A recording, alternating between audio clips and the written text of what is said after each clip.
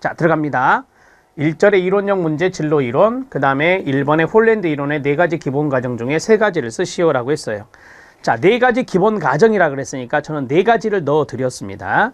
자, 1번, 2번, 3번, 그 다음에 4번. 이 4가지 기본 가정인데, 거기에, 여기 지금 밑줄이 없죠. 밑줄이 없지만, 책에는 밑줄이 있나요? 예, 밑줄이 있죠. 그 밑줄 부분들이 제가 조금 중요하게 생각하는 부분이에요. 그래서 밑줄이 있는 것들은 될 수 있으면 작성을 하세요. 자, 그렇다면 1번, 2번, 3번, 4번 중에 밑줄이 있는 것이 1번, 2번, 3번이잖아요. 그러면 3가지를 쓰시오 하면은 1번, 2번, 3번 정도는 쓰셔라. 이런 것들을 말씀드리고 싶은 거예요. 아, 여러분들이 혹시 4가지 중에 3가지 쓰라고 했는데 4가지 쓰실래요? 그러면은 무조건 점수 안 줘요. 하나 더 썼다고 해서 점수 주는 거 아닙니다.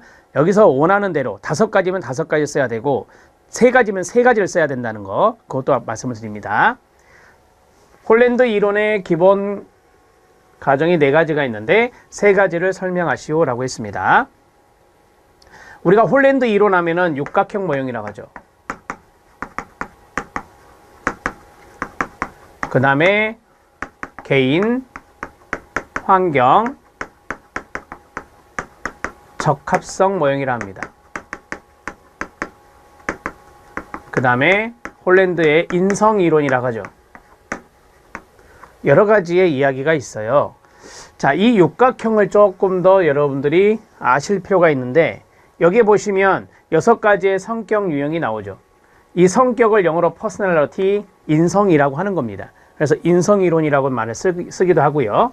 육각형의 현, 탐, 애, 사, 진, 관, 이런 식으로 외우시면 도움이 되실 겁니다.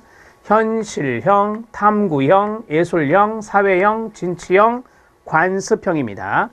자, 현실형, 영어도 쓸까요? 리아섹크입니다. 자, 현실형, 리얼리스틱, 그 다음에 탐구형, 인버스커티브, 여기가 붙어야 돼요. invest, 그 다음에 예술형, 아티스틱, 그 다음에 사회형, 소셜, 진취형, 엔터프라이징, 그 다음에 관습형, 컨벤셔널. 그래서 리아세크, 이니셜만 딴 겁니다. 6가지 성격 유형은 이렇게 설명될 수 있다. 이거 쓰실 수 있겠죠? 영어 안 써도 됩니다. 영어까지 쓰실 필요 없고.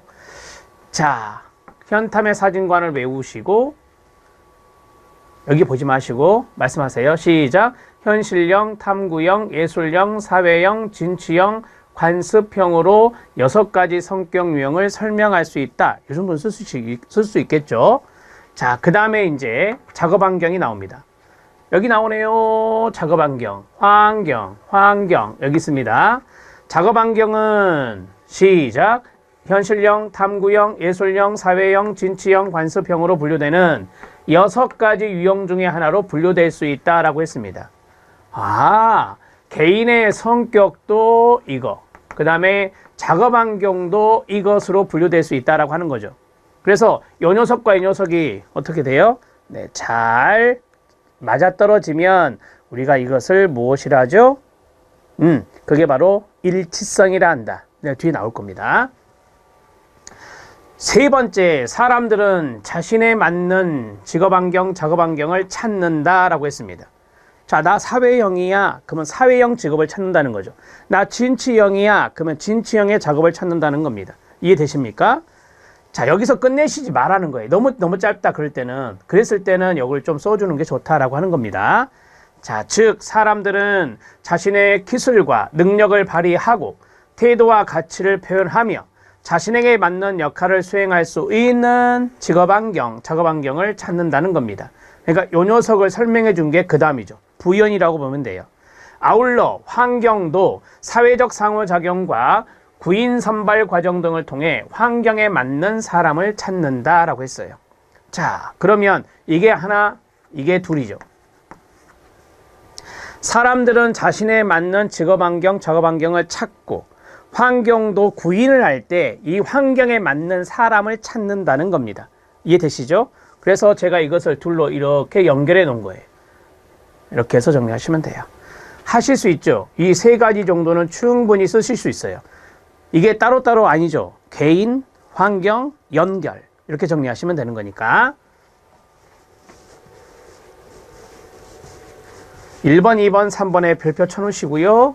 자, 이제 4번 들어갈게요. 4번. 개인의 성격과 환경이 서로 상호작용하여 행동으로 나타난다. 개인의 성격 유형과 잘 맞는 환경이 무엇인지 안다면 진로 선택, 근속 기간, 직업 전환, 성취, 직무 만족 등과 같은 중요한 결과를 예측할 수 있을 것이다. 4번 지문 같은 경우는 자 봐요. 이 두 가지가 서로 상호작용을 해서 이게 바로 행동으로 나타난다 라고 하는 것이 첫 번째 문장. 그 다음에 두 번째 문장은 성격 유형과 잘 맞는 환경이 무엇인지를 개인이 알았어요. 알면 그걸 선택하겠죠. 진로 선택하고 그 다음에 근속기간 길겠죠. 그 다음에 직업 전환이 이루어지겠죠. 아, 이전에 내 직업은 내 성격이 안 맞았어. 그러면 직업 전환하겠죠. 잘 맞는 것에. 그 다음에 성취감 있겠죠. 4. 그 다음에 만족감 높으겠죠. 이와 같은 중요한 결과를 우리가 충분히 예상할 수 있을 겁니다. 되셨습니까? 홀랜드는 개인 환경 적합성 모형을 생각해 주세요. 그걸 생각해 주고 현탐의 사진관 리아세크를 생각해 주면 이것을 충분히 쓸 수 있습니다. 자, 하실 수 있습니다. 1번 정리했고 2번 들어갑니다. 자, 2번은 홀랜드의 문제입니다. 자, 1번, 2번이 홀랜드고 3번은 누구죠? 갓프레드슨입니다. 홀랜드의 문제는 그리 많이 출제되지는 않더라고요. 자, 두 번째 홀랜드 이론은 5가지 주요 개념이 있습니다. 5가지 주요 개념 중에 4가지를 설명하고 활용 방안에 대해서 기술하라 라고 했습니다. 자, 주요 개념의 4가지. 1. 차, 정치계. 저는 이렇게 외워요. 제가 될 수 있으면은 여기 수험서에다가 암기법을 거의 다 써드렸거든요. 근데 제가 이것은 놓쳤어요. 1차 정치계가 안 보이죠. 이거 써주시면 됩니다. 자, 암기법은 다 써드리려고 노력할 거예요. 1차 정치계. 이름 뭐냐? 이게 치니까 이건 일관성입니다. 일관성. 그 다음에 차. 넘겨볼게요. 이 변별성이 차별성입니다.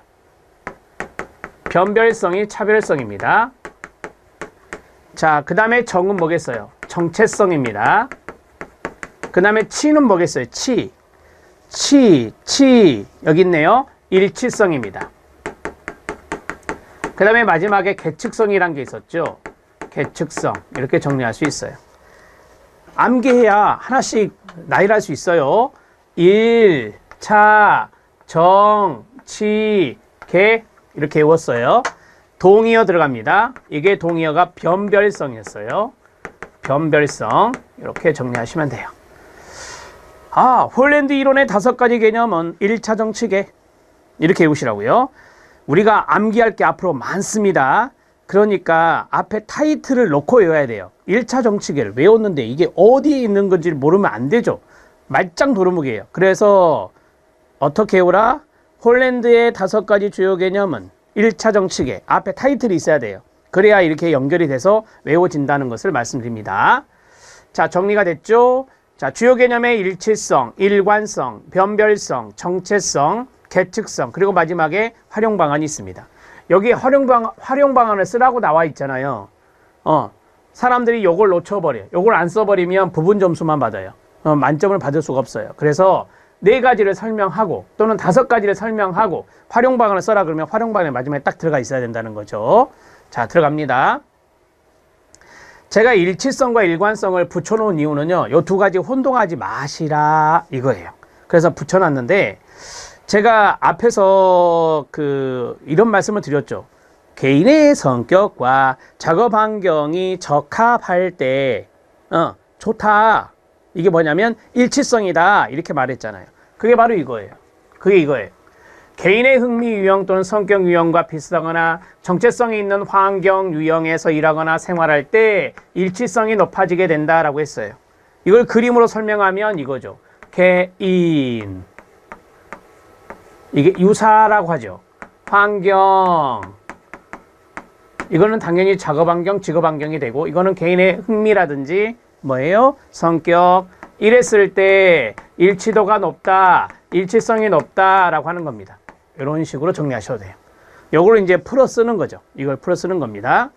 개인의 흥미 유형. 우리가 이제 홀랜드 이론에서 차용해서 갖고 온 게 스트롱 흥미 검사잖아요. 스트롱 흥미 검사. 이거 나중에 SII, 스트롱 흥미 검사가 또 시험에 루틴으로 잘 깔린다라고 했어요. 그래서 스트롱 흥미 검사는 홀랜드 이론을 차용하는 것이니 홀랜드가 또 흥미와도 연관성이 있구나 이렇게 생각하시면 돼요. 자신의 흥미형과 비슷하거나 정체성이 있는, 정체성은 뒤에서 말씀드릴게요. 환경 유형에서 일하거나 생활할 때 일치성이 높아지게 됩니다. 일관성은 뭔지 아세요? 아시죠? 일관성은 리, 세, 크. 리, 세, 크. 일관성은 뭐예요? 인접. 뭐라고요? 인접. 뭐라고요? 인접.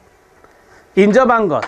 성격 유형 중에 인접한 것은 일관성이 있다라고 하는 거예요. 우리가 보통 상담사가 S형이 많아요. 그래서 SE 인접돼 있죠. SA 인접돼 있어요. 그러면 SR은요? SR은 인접돼 있지 않죠. 그래서 이거는 일관성이 낮다라고 하는 거예요. 자, 이렇게 정리하시면 됩니다. 개인의 흥미 유형들 간의 유사성을 나타내는 것으로 흥미 유형들 간의 유사성. 그러니까 요 녀석과 요 녀석이 유사성이 있고 요 녀석과 이 녀석이 유사성이 있다는 거죠. 요 녀석과 이 녀석은 유사성이 낮아요. 육각형 모형에서 인접, 동그라미. 인접한 쌍들은 다른 유형의 쌍들보다 공통점을 더 많이 가지고 있습니다. 그리고 일관성이 높을수록 개인은 진로나 직업의 결정에서 안정성이 높아지게 됩니다. 일관성이 높을수록. 자, 우리가 이제 진로를 결정한다라고 하잖아요. 인접해 있으면 우리가 결정하는데 훨씬 더 안정감이 있어요. 진로를 결정함에 있어서. 우리가 상담사가 S, E, A, C. 자, S가 사회형, E가 뭐예요? 진취형, A가 뭐예요? 아티스트, SEA, SEA 다 인접해 있잖아요. 이랬을 때 바로 여기 나온 대로 일관성이 높잖아요. 지금 이 세 가지는 일관성이 높기 때문에 진로 결정의 안정성이 높아지죠. 진로 결정의 안정성이 높아진다.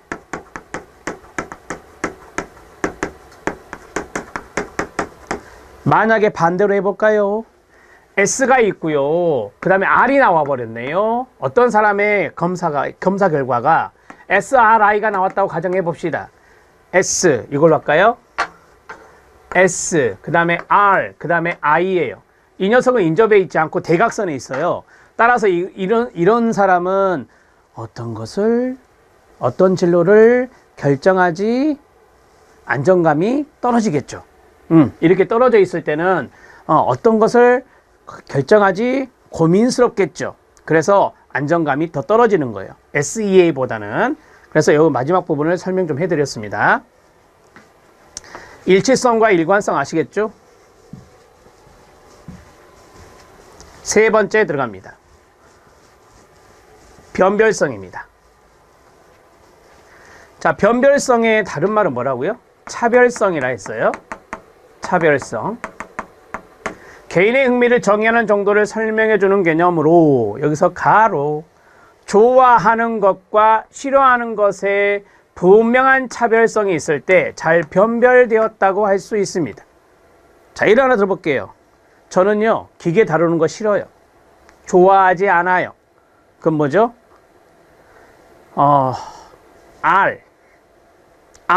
현실형이 엔지니어들이에요.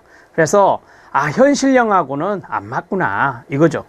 나는 다른 사람하고 이야기하는 거, 봉사하는 거, 이타심 이런 게 높아요. 그럼 이건 사회형이라는 거죠. 그래서 S하고 대비되는 것이 뭐냐면 R이라고 말씀드렸잖아요. 그래서 좋아하는 것이 이거라면 싫어하는 것은 R이다라고 하는 거예요. 이랬을 때 분명한 차별성이 있을 때 잘 변별되었다라고 말할 수 있어요. 자, 어떤 내담자가 있어요. 내담자하고 상담해 봤어요. 홀랜드 검사도 해봤어요. 그런데 이분이 바로 저와 똑같은 말을 하는 거예요. 아까 같이. 아, 저는 뭐 기계 다루고 하는 거 별로 좋아하지 않아요. 그러니까 R이 낮게 나오더라고요. 근데 이 사람은 아까 말한 대로 봉사하고 헌신하고 상담해주고 도와주는 거 이런 것들 잘한다, 좋아한다 라고 하는 거예요. 이런 것들이 또 S가 높아요. S가 높고 R이 낮으면 이것은 차별성이 생긴 거죠. 정확하게 본 거예요. 그래서 분명한 차별성이 있을 때 변별된다라고 하는 겁니다. 개인의 흥미를 정의하는 것이죠. 당신의 흥미 이거네요 라고. 이것은 선호하지 않고 이것을 선호하시는군요. 이렇게 이야기할 수 있는 겁니다. 자, 정체성 들어가도록 하겠습니다. 정체성 앞에서 말씀드렸는데 우리가 이제 정체성은 앞에 개인과 환경이 있다라고 말씀을 드렸잖아요. 그래서 개인과 환경 두 가지를 설명할 때 사용할 수 있는 것입니다. 그러면 개인에 대한 정체성도 있을 것이고 환경에 대한 정체성도 있겠죠. 오케이. 자, 개인의 세모치고요. 개인은 자아 정체감이라든지 목표라든지 흥미라든지 재능에 대해 얼마나 명확하고 안정되어 있는가를 나타내는 것이 바로 개인에 대한 정체성이라 한다. 우리가 보통 정체감 하면 자아 정체감을 말하죠. 예를 들어서 나라는 존재는 과연 누군가, 이런 것들을 우리가 확실한 답변, 대답을 할 수 있는 것이 자아 정체감이 형성됐다라고 하는 거예요. 자기의 목표 의식은 어떤지, 여기에 나온 대로 자기의 흥미나 재능은 어떤지, 거기에 대해서 명확하고 안정되게 형성이 되어 있다면 이 개인에 대한 정체성은 잡혀 있다, 형성되어 있다라고 보시면 되고요. 두 번째가 환경이죠. 우리가 보통 환경은 직업 환경이거든요. 그래서 직업적인 환경이어서 조직이라는 말이 나오는 거예요. 조직. 이 조직의 투명성이나 안정성이나 목표나 일과 보상의 통합, 이런 것으로 규정되는 것이 바로 환경이다, 이렇게 말하는 거예요. 이 모든 걸 다 쓰실 필요는 없을 것 같고요.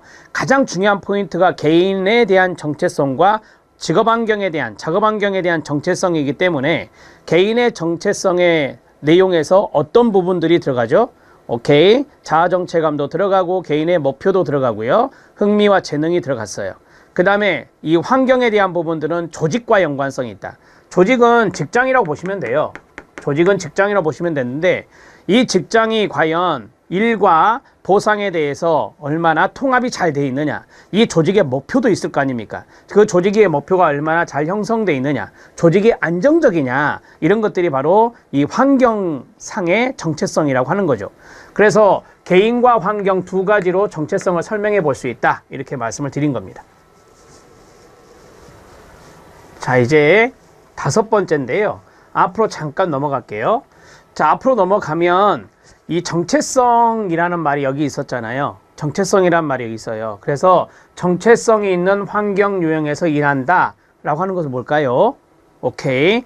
나의 정체성과 환경의 정체성이 있는데 그러한 정체성이 있는 환경에서 일을 할 때 우리가 일치성이 있다라고 하는 거예요.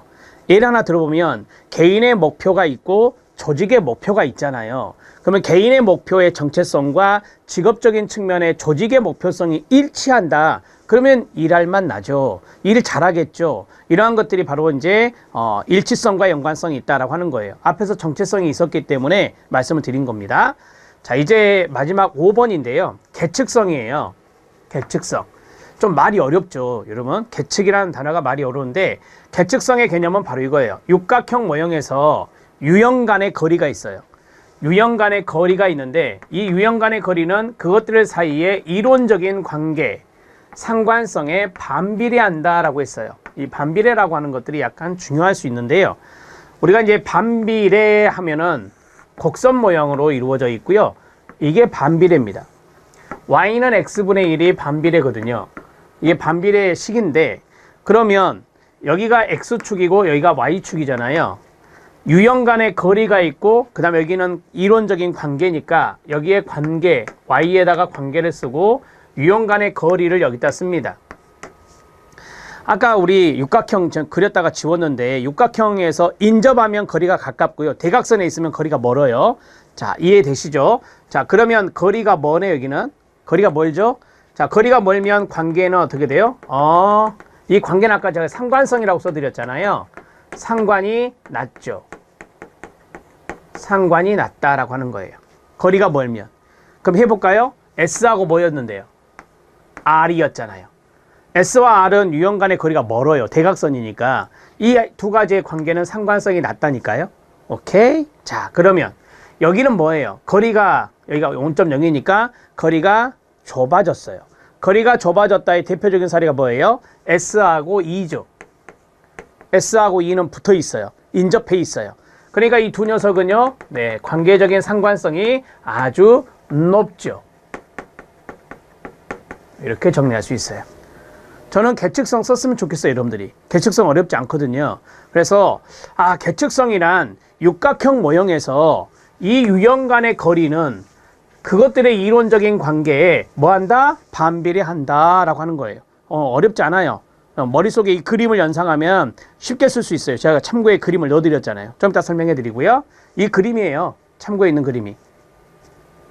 자, 그러면 여기서 한번 지우고 계측성까지 말씀을 드렸는데 네 가지를 설명하라 그랬으니까 네 가지를 제가 추천해 드려야 되잖아요. 추천해 드릴게요. 1번 추천합니다. 당연히 1번과 2번 같이 쓰는 게 좋죠. 일치성과 일관성을 같이 쓰는 게 좋아요. 왜냐하면 하나만 쓰면 헷갈릴 수 있거든요. 그래서 같이 써버리는 게 좋아요. 1번, 2번 체킹하시고요. 그 다음에 여기에서 저는 1번 같은 경우가 이 정체성과 연관성이 있었잖아요. 그래서 정체성을 여러분들 소개하고 싶은데 정체성이란 말이 좀 어려우면 이렇게 컴마 많잖아요. 그래서 쓰기 어려울 수도 있어요. 그래서 저는 변별성을 추천하고 그 다음에 계측성을 추천합니다. 정체성은 그냥 이런 것이 있구나 라고 이제 정리해 놓고요. 자, 첫 번째가 일치성, 두 번째가 일관성, 세 번째가 변별성 또는 차별성, 마지막은 계측성. 요 정도 써 놓으시고 이제 활용 방안. 자, 이 활용 방안은 제가 앞에서 살짝 말씀드렸는데 스트롱 흥미 검사 있잖아요. 스트롱 흥미 검사. 스트롱 인터레스팅 인벤토리. 홀랜드 이론의 주요 개념을 기초로 한 스트롱 흥미 검사 등 각종 직업 심리 검사를 실시합니다. 내담자를 성격, 흥미를 사정할 수 있고요. 직업 상담을 통해서 아까 있던 거 내담자 개인과 직업 환경에 일치하는 직업 선택을 할 수 있도록 돕는데 아주 유용하다라고 하는 겁니다. 홀랜드 많이 씁니다. 홀랜드를 많이 쓰죠. 그래서 홀랜드의 활용 방안은 스트롱 흥미 검사를 꼭 기억해 놓으셔야 돼. 스트롱 흥미 검사가 홀랜드 이론을 차용한 거니까. 그래서 스트롱 흥미 검사를 직업 심리 검사를 하는데 이런 직업 심리 검사의 하나인 스트롱 흥미 검사는 흥미를 알아보는 거예요. 그리고 여기 있는 홀랜드는 성격을 알아볼 때도 쓴다 했어요. 그래서 이러한 부분들을 우리가 상담할 때 검사를 통해서 좀 잘 개인과 환경이 잘 적합한 그런 진로 선택을 할 수 있도록 도와주는데 유용하게 활용되는 것이 홀랜드 이론이다. 이렇게 말씀드릴 수 있겠습니다. 어려운 부분 아니죠? 앞에서 정리 잘하면 뒷부분 쉽게 쓸 수 있어요.